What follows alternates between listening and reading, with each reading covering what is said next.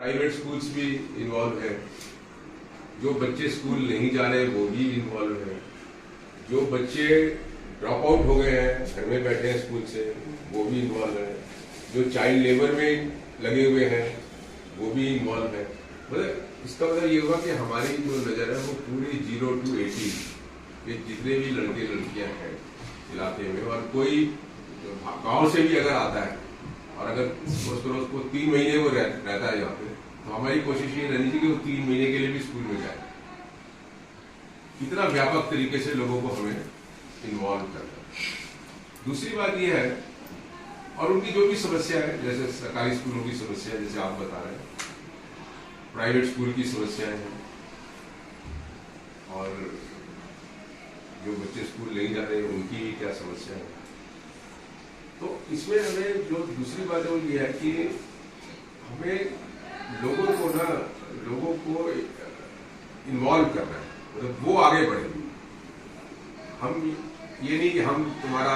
Health भी हम ठीक कर देंगे, शिक्षा भी हम दे देंगे, जैसे जो जनरली एनजीओज करते हैं इलाकों में जाके कि सब कुछ दे देंगे, वो व्हील चेयर भी सबको दे देंगे, सारे समस्याएं वही हल कर देंगे, सरकार को एक तरफ कर दो और लोगों की भी जरूरत नहीं है। वो पॉलिसी प्रॉब्लम है एक्चुअली में। तो हमें कैसे एम्पावर करना है, हमें अपने को एम्पावर नहीं करना, हमें लोगों को एम्पावर करना है कि वो एम्पावर होके खुद लड़ाई की बात करें। जिस वक्त इस तरीके की समझ लोगों के अंदर आने लगेगी, और दूसरा उनको ये पता लग जाएगा कि ये बटन दबाने से ये सिस्टम हिलता है, और सिस्टम हिलता है तो उनको कुछ मिलता है। वो प्रोसेस अगर उनको समझ में आ जाएगा तो चीजें बहुत सारी स्पीड से, और फिर जिसको एक बार समझ में आया था, जैसे फॉर एग्जांपल हमने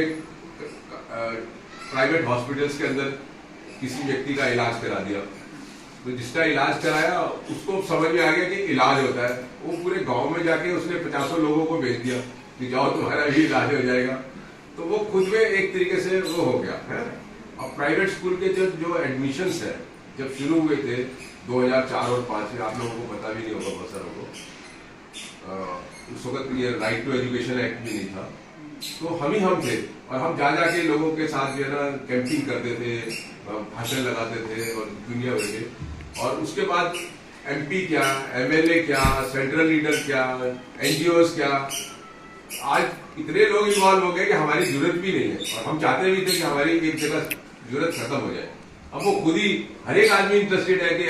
इस बच्चे को जो है प्राइवेट स्कूल में EWS पे करा दो, तो और पूरे देश में ये चीजें चल रही हैं। तो मेरी समझ ये है कि जब तक हम ये समझ ना रखें कि हमें इसको ताकतवर बनाना है, हर एक पेरेंट को ताकतवर बनाना है, हर एक बच्चे को ताकतवर बनाना है। अगर हम सिर्फ सरकारी स्कूल की बात करें कि हम उनके पेरेंट्स को और बच्चों को कैसे ताकतवर बना सकते हैं, तो अभी हम जैसे एक वो स्कूल मोहल्ला कमेटी, मैं भी भूल गया था, अभी आपने याद दिलाया मेरे को, स्कूल मोहल्ला कमेटी जो हमने कहा था 20 लोग होंगे, हाँ, कुछ लोग भी अपने अपने इलाके में करें और बैठकर चर्चा करें, वो भी एक प्रोसेस है। दूसरा प्रोसेस ये भी है कि क्योंकि ये राइट टू एजुकेशन एक्ट है, राइट टू एजुकेशन एक्ट के अंदर दिया हुआ है कि स्कूल में पानी होना चाहिए, स्कूल में कमरे होने चाहिए, स्कूल में टीचर होने चाहिए, बाउंड्री वॉल होनी चाहिए। इस तरीके से कम 10-11 चीजें हैं जो मिनिमम न्यूनतम तौर पे कानूनी तौर पे स्कूल के अंदर होनी चाहिए, और वो लगभग काफी जगहों पे गुम है, टीचर की कमी है। तो ऐसे मामलों के अंदर जो पेरेंट है, एक सेक्शन 80 होता है सिविल प्रोसीजर कोड, जब आप कोई दीवानी दावा डालते हैं तो सरकार के खिलाफ, तो आपको एक लीगल नोटिस देना पड़ता है सरकार को कि भाई ये चीज हो रही है और ये गलत है, आप 2 महीने के अंदर ठीक कर दो इसको। तो उसको लेकर हम राइट टू एजुकेशन एक्ट के अंदर भी इस तरीके का लीगल नोटिस भेज सकते हैं, और वो भेजेगा कौन? पेरेंट। कैसे भेजेगा वो पेरेंट उसके अंदर ही लिखेगा, जैसे दिल्ली का हम ले लें, दिल्ली के मुख्य सचिव को नोटिस लिखेगा अगर दिल्ली सरकार का मामला है, और उसमें लिखेगा कि मेरी बेटी फलाने स्कूल में पढ़ती है और फलाने स्कूल में पानी नहीं है व्यवस्था, और राइट टू एजुकेशन एक्ट के अंदर ये उसका राइट है और ये वायलेट हो रहा है, तो आपको मैं लीगल नोटिस दे रहा हूँ 2 महीने का कि 2 महीने के अंदर आप वहां पे पानी का प्रबंध करो, नहीं तो मैं आपके खिलाफ केस करूंगा। तो वो जो साइन करके पेरेंट खुद, और उसको पता हो कि उसमें हमने बनाया है यस और नो, पानी है या नहीं है, टीचर है या नहीं है, ये है, ऐसे कोई 10-12 पॉइंट हमने बनाए हैं, वो आपको दे देंगे। और अभी हमने कहा गए थे, बिहार गए थे, तो बिहार से हमने कोई 50 बच्चों से, 50 पेरेंट से मतलब वो नोटिस भिजवा भी दिया बिहार सरकार को। ऐसे उड़ीसा में भी स्पेशल एजुकेटर्स ने पेरेंट्स को मोबिलाइज किया और कम से कम 400 नोटिस भिजवाए हैं ऐसे करके, और कम से कम 20-25 वीडियो भेजे मेरे को, जहां माता पिता या माँ अपने विकलांग बच्चे को साथ में बैठाई हुई है और साथ में एक हाथ में नोटिस लिए हुए है और बता रही है कि देखो ये विकलांग है और मेरे स्कूल के अंदर स्पेशल एजुकेटर नहीं है पढ़ाने के लिए, इसलिए मैंने ये नोटिस दिया है सरकार को। तो इस तरीके का जो मूवमेंट है ना, वो उसको इन्वॉल्व करता है। और वो फिर क्या होता है कि जैसे वो अच्छा वो कॉपी उसको भी देंगे हम, और उसमें कोई खर्चा नहीं है, क्योंकि जनरल पब्लिक जो है ना घबराती है जब पैसे का खर्चा हो। इसमें कोई खर्चा नहीं है। जैसे उसने वो फॉर्म भरा, आप अपने ईमेल से चीफ सेक्रेटरी को भेज दो, उसको स्कैन करके नोटिस। तो अगर चीफ सेक्रेटरी के दफ्तर में रोज 50-100 पेरेंट्स के नोटिस आने लगेंगे और वो तो बुखला जाएगा। और अगर उसके बाद 2 महीने के बाद अगर वो 2 महीने में कुछ नहीं करता, हम PIL भी डाल सकते हैं, वो एक रास्ता है, लेकिन हम उसमें जाना नहीं चाहते ज्यादा, क्योंकि उसमें वो पेरेंट जो है ना वो कट जाता है, उसका रोल कट जाता है। हम उसका रोल रखना चाहते हैं, और उसका रोल ये होगा कि वो दीवानी दावा डालेगा अपने यही डिस्ट्रिक्ट कोर्ट के अंदर, जो भी डिस्ट्रिक्ट कोर्ट होगा, एक दीवानी दावा डालेगा। उसको बोलते हैं सूट फॉर मैंडेटरी इंजंक्शन, कि इनको चीफ सेक्रेटरी को डायरेक्शन दी जाए कि ये तुरंत मेरे स्कूल में मेरे बच्चा जहाँ पढ़ता है वहां पर पानी का इंतजाम करें या टीचर का इंतजाम करें। या जैसे ये 2 घंटे वाला जो स्टोरी है, इसको भी हम ऐड कर सकते हैं, क्योंकि जो राइट टू एजुकेशन एक्ट है उसमें लिखा हुआ है कि 8वीं तक के जो बच्चे हैं उनको इतने घंटे रोज पढ़ाना है। ये लिखा हुआ है, कानून की किताब में लिखा हुआ है। और जब आप वो घंटे पढ़ाई नहीं रहे तो आप इसका मतलब वायलेट कर रहे हैं। तो अगर इस तरीके के नोटिस जाते हैं, ये तो सोनिया बयान देखो, मतलब ना हम एक काम ये भी कर देते हैं कि हम एक टाइम पे एक जगह को टारगेट कर सकते हैं, क्या गड़बड़ होगी। अगर हम सोनिया बिहार को टारगेट करते हैं, सोनिया बिहार के 500 पेरेंट्स बैठ के, कोई मना नहीं करेगा जब आप उनसे बैठ के बात करेंगे। दिक्कत क्या होती है कि आम आदमी के पास ना एक तो अवेयरनेस तो है ही कम, दूसरा ये कि उसको ये नहीं पता, मतलब महसूस तो करते हैं। अब 2 घंटे, बाकी बच्चे 5 घंटे जाते हैं, मेरा बच्चा 2 घंटे जाता है, तो नेचुरली मैं कहीं महसूस तो कर रहा हूँ ये क्या गड़बड़ है, मैं उसको समझ नहीं पा रहा हूँ। दूसरा ये कि उसके पास ना कोई प्लेटफॉर्म नहीं है, वो कहे किसको। नेता के पास जाता है तो नेता तो वो सरकारी सिस्टम से अपनी बात करके उसको घर भेज देता है, स्कूल में जाता है तो प्रिंसिपल भी सरकारी सिस्टम से उसको समझा के घर भेज देता है, तो उसके पास है क्या प्लेटफॉर्म। तो हम लोगों का काम है कि उसको प्लेटफॉर्म देना। तो अगर हम बस्तियों में जैसे मीटिंग करते हैं और उनको वो परफॉर्मा पढ़ के सुनाते हैं कि देखिए इसके अंदर ये चीजें हैं, घंटे इतने घंटे पढ़ाई हो रही है या नहीं हो रही है, कितने घंटे हो रही है, 2 घंटे हो रही है, तो आप एक नोटिस जो है सरकार को भेजें। तो इस तरीके के हम कंपेन सोनिया बिहार को फोकस करें फर्स्ट इंस्टेंस।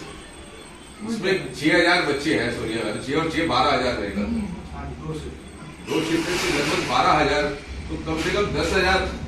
12,000 का मतलब 12,000 से भी ज्यादा पेरेंट्स हो जाएंगे मुझे लगता है। तो वो हमको फोकस करना चाहिए इस तरीके से। और जैसे कॉम्रेड ने बताया कि हमने मॉर्निंग में तो स्कूल जाए, और ये हैंडबिल बांटना भी बड़ा इंपॉर्टेंट है, क्योंकि आजकल जो है ना जिस तरह टेक्निकल सिस्टम है ना, बंदा क्या करता है आपके हैंडबिल को जो है फोटो करता है, फोटो करके अपने गाँव में भेज देता है, हमें पता भी नहीं है, तो हमें तो दिख नहीं रहा ना कि कौन क्या कर रहा है। लेकिन किसी के पास कोई चीज जाती है और उसको लगता है ये तो बड़ा अच्छा है, तो कह रहे हैं गाँव के स्कूल में तो बड़ी प्रॉब्लम है।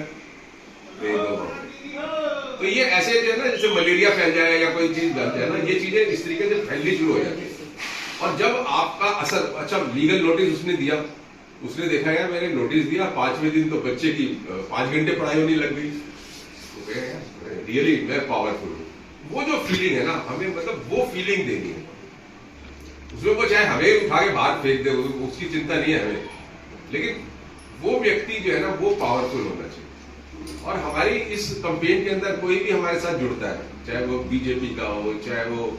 एनजीओ हो, चाहे कोई इंडिविजुअल हो, हमें किसी से एलर्जी नहीं रखनी, हमें सबको जोड़ना है। क्योंकि हमारा पॉलिसी ये होना चाहिए जब हम लार्जर इंटरेस्ट के लिए काम करते हैं कि इंक्लूड एवरीबॉडी एक्सक्लूड नन, मतलब हर एक को जोड़ना है। और जो हमारे विरोधी है ना उनको तो हमें कोशिश करना है ज्यादा ध्यान देना है कि वो हमारे साथ जुड़े, वो रियल ताकत है ना। तो और ये एक ऐसा मुद्दा है, देखिए शिक्षा का एक ऐसा मुद्दा है और बच्चे का एक ऐसा मुद्दा है कि इसमें कोई सारे लोग इन्वॉल्व हैं, और सिर्फ घर के 4 लोग ही नहीं इन्वॉल्व होते, दादा नानी, गांव में भी डिस्कशन होता है। अब ये जो 2 घंटे की पढ़ाई हो सकता है कि बिहार के गांव में भी डिस्कस हो रहा हो कि यार मेरी जो पोती है वो दिल्ली में पढ़ती है और सिर्फ 2 घंटे पढ़ाई होती है, हमें पता नहीं है, लेकिन ये सब चीजें होती हैं। और जब हम छेड़ते हैं और जब डिस्कस करते हैं तो ये चीजें फैलने लगती है। तो इस तरीके से, और प्राइवेट स्कूल्स को लेकर भी जो कोई आदमी अपनी प्रॉब्लम को बताता है, अगर आपको समझ में आता है कि आप उसको सॉल्व कर सकते हैं, नहीं तो आप मेरे से पूछ सकते हैं, मैं आपको आइडिया दे दूंगा। मतलब हमारे पास हर एक प्रॉब्लम का इलाज है। ये नहीं कह सकते कि एकदम सबके, कोई आदमी ये भी है कि अगर थोड़ा सा दूसरे स्कूल में नंबर आ गया तो वो कई बार हमें बोलेगा नहीं जी उस स्कूल में मेरा बच्चा ठीक नहीं है, या वो गंदे बच्चे पढ़ते हैं, वहां पे बदमाश बच्चे पढ़ते हैं, आप इस स्कूल में करा दो। तो हम वो एंटरटेन नहीं करते, मतलब एक, क्योंकि हम वो चीज ले लेंगे जो नहीं हम कर सकते तो उसका नेगेटिव मैसेज आएगा। वो चीज लेंगे जो जेन्युइन भी है, लीगली भी साउंड है, जिसको लेकर हम प्रेशर भी क्रिएट कर सकते हैं, मूवमेंट भी कर सकते हैं, तो वो जो है ना वो वर्क करेगी और वो आगे चलेगी। अब जैसे मुस्तफाबाद का मामला था, कॉर्पोरेट ने बताया अमन ने कि यहाँ पे ये प्रॉब्लम है, मैं आ जाता हूँ, और मेरे ख्याल से ऐसे आया हवाई जहाज की तरह है,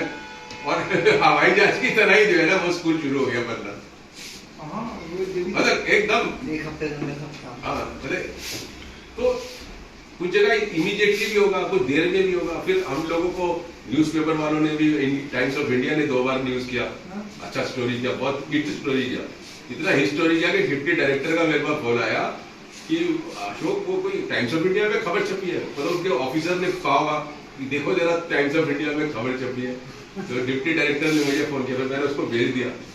वो मेरे से बराबर कांटेक्ट में रहती है, आपकी डिप्टी डायरेक्टर जो है ना रजिया बेगम। अभी उन्होंने एक प्लॉट था कोई